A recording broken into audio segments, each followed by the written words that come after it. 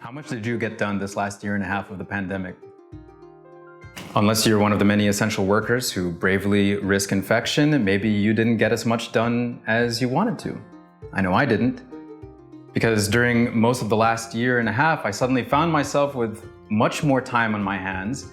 And even if I wanted to go out and do a lot of work, I couldn't, lest I risk infecting the very people I care about or my housemates.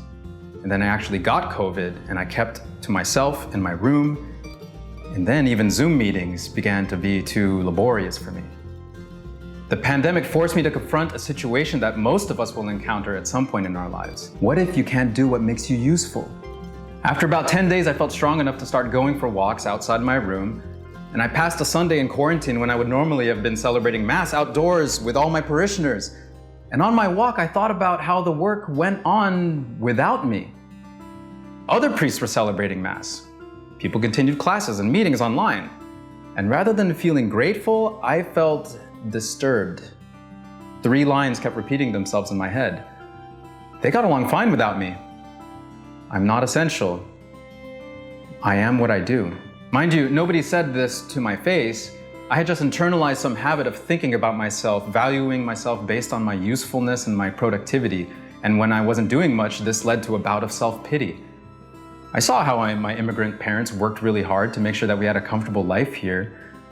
But as we were going on and living and moving into the middle class, I started to notice that I was valuing things based on their usefulness, their comfort, their entertainment, or their profit.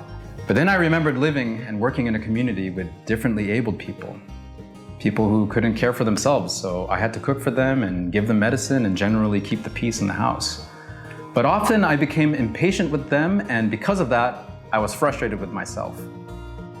But seeing how they lived exposed the lie that our value depends on our usefulness, because they don't do or produce much, but they live honestly and humbly.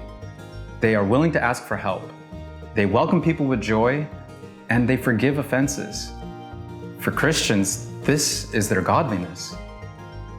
Before Jesus preached in parables, before he cured millions of people, before he challenged the powers that be and resisted violence with love, he heard a voice that told him, "You are my beloved."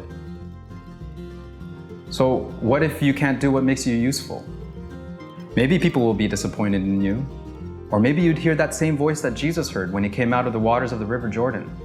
"You are my beloved, with whom I am well pleased." Because you are not what you do, what you produce, what gets you likes. You are infinitely more. You are a beloved child, made in the image of God. So if you're having trouble remembering your self-worth or feel that it depends on your activity, I invite you to pray with your feelings of uselessness in this way. Take some time in silence to listen to that voice that God speaks to you individually. You are my beloved, not for what you do, but because of who you are. Don't be afraid to waste time with the voice who loves you in this way.